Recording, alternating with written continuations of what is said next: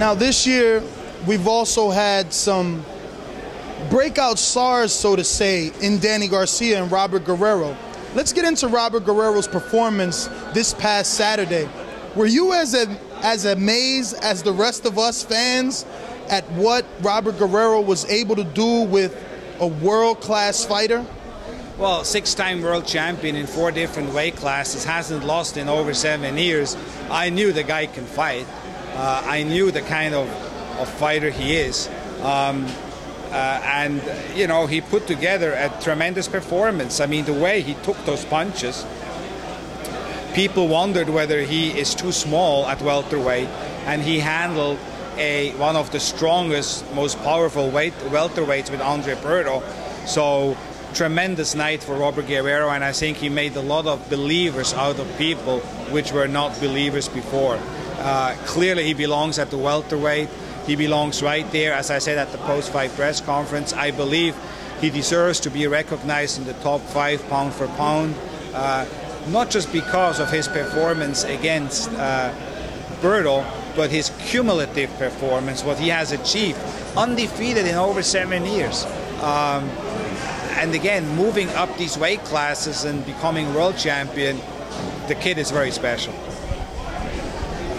Was it a sense of any pride, or maybe did you appreciate the performance that he was able to put together, not only for Golden Boy, but for himself, being as though just 2 fights removed, he was fighting at 135, calling guys out like Juan Manuel Marquez, not being able to get that big fight, and basically in the media, he was known as the guy calling out welterweight fighters, but never had a welterweight match. Now we're 2 fights forward, and he's basically the man in welterweight division.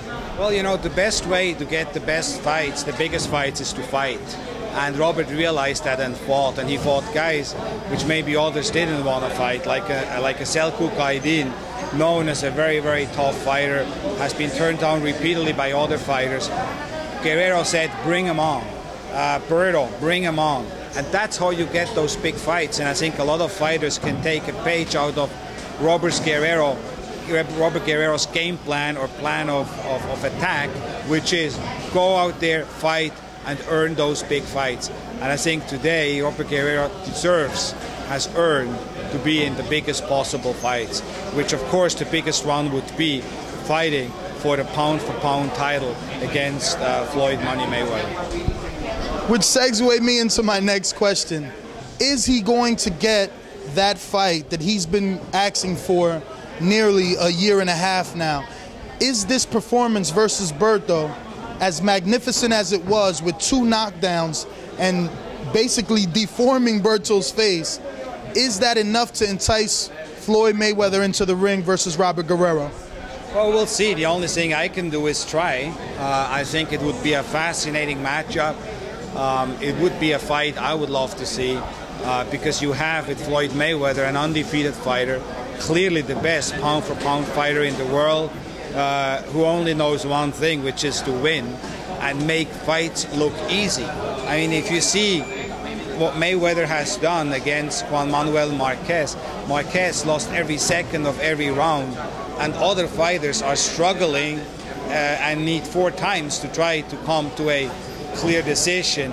So Money Mayweather clearly is, without any question, the most talented and the best fighter of this generation, and as he says, maybe of any generation.